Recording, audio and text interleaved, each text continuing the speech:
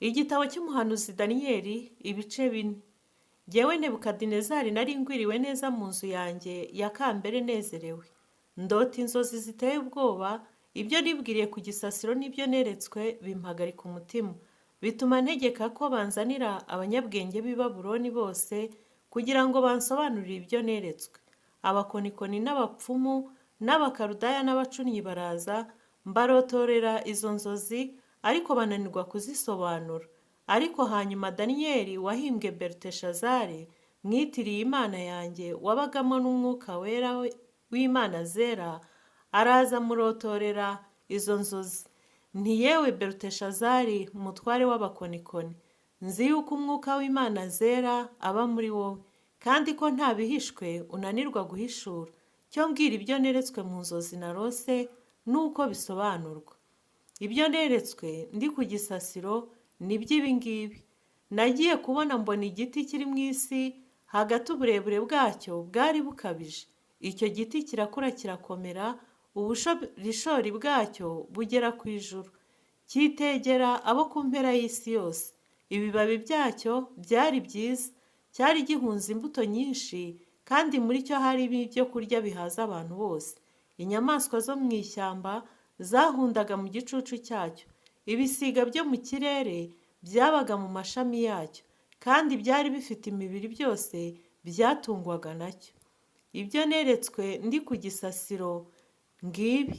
Nabonye uwera wagizwe umurinzi amanuka ava mu ijuru, ararangurura ati, tsinda icyo giti, ugikokoreho amashami, ugihungureho ibibabi, unyanyagize imbuto zacyo, kugira ngo inyamaswa zikive munsi, kandi n'ibisiga bive mu mashami yacyo. Ariko igishyitsi n'imizi byacyo ubihambirize ibyuma n'imiringa, ubirekere mu gitaka, mu bwatsi bwo ku gasozi, kugira ngo kijye gitondwaho n'ikime kiva mu ijuru, kandi kirishane n'inyamaswa ubwatsi bwo mu gasozi.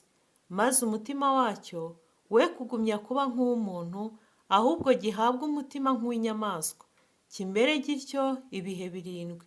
Iki gihano cyategetswe n'abarinzi gihamwa n'ijambo ry'abera, kugira ngo abakiriho bamenye ko isumba byose ari itegeka ubwami bw'abantu, kandi kwibugabira uwishaka, ikimikamo uworoheje nyuma ya bose. Izi nzozi ni jye umwami Nebukadinezari wazirose. Nuko Beluteshazari, cyo zinsobanurire, ubwo abanyabwenge bose bo mu gihugu cyanjye badashoboye kuzisobanura. Ariko wowe urabibasha, kuko umwuka w'Imana zera ukurimo. Mwakire neza ijambo ry'Imana. Mu igice cya mbere n'igice cya kabiri n'icya gatatu byatambutse, twagiye twumva uburyo uyu mwami Nebukadinezari yagiye agira inzozi zitandukanye, maze aba bacunnyi be n'abapfumu we n'abakonikoni be bikarangira bananiwe gusobanura izo nzozi. Byongeye kumubaho rero, kandi muri iki gice cya 4 yongeye kugira irindi yerekwa, nyuma y'uko yiremeye igishushanyo akakisiga zahabu, yarangiza akakijyana mu kibaya cya Dura akakimanikayo, kugira ngo abaturage be bose abo yayoboraga mu gihugu cye cyose bajye bakiramya. Maze abagabo 3, Saduraka, Meshake na Abedinego, abasore bari baravuye mu Bisirayeli, banga gupfukamira icyo kigirwamana, banga kukiramya. Maze banze kukiramya, uyu mwami Nebukadinezari atanga itegeko ry'uko babajugunya mu itanura ryaka umuriro. Byarangiye koko babajugunye mu itanura ryaka umuriro. Maze mu maso ya Nebukadinezari ubwe akicaye aho ngaho, arebye mu itanura ryaka umuriro, asanga ba basore uko ari 3 bajugunywe mu itanura ryaka umuriro, bose bahambiranije. Agiye kubonabona bahagaze muri iryo tanura, batambuka bemye, nta kibazo na kimwe bafite, n'imyambaro yabo ngo itabacikiyeho, ariko ngo bari kumwe n'umuntu wa 4 umeze nk'umwana w'Imana. Nuko arangije aratangara cyane, atangazwa n'uko Imana y'aba basore ibashije kubakiza. Arangije aravuga ati, mu isi ndetse n'ahandi hose no muri iki gihugu cyanjye nyobora, nta yindi mana yo gusengwa, nta yindi mana yo gushyirwa hejuru no guhimbazwa uretse Imana y'aba basore batatu. Arangiza asoje avuga ngo nanjye nejejwe no kuvuga imirimo n'ibitangaza Imana yankoreye. Nuko Nebukadinezari yakomeje ariko kugira umutima w'ubwibone no kwishyira hejuru kubera ko yari akomeye ku bwami kandi yari abumazeho igihe kirekire. None yongeye kugira iyerekwa ry'iki giti kirekire. Ntabwo ndi burivugeho byinshi, ahubwo tuzabikurikira mu gice gikurikira aho Daniyeli azaba agiye kumusobanurira iby'izi nzozi. Mwebwe mwese mufashe umwanya wanyu mukumva iri jambo ry'Imana.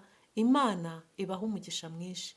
Umuntu wese Imana yatoranije iba ishaka kugira ngo agume mu mwanya imushakamo. Iyo uvuye mu mwanya Imana igushakamo, ntabwo Imana ibinezererwa. Kandi Imana yanga icyaha cy'ubwibone, urunuka.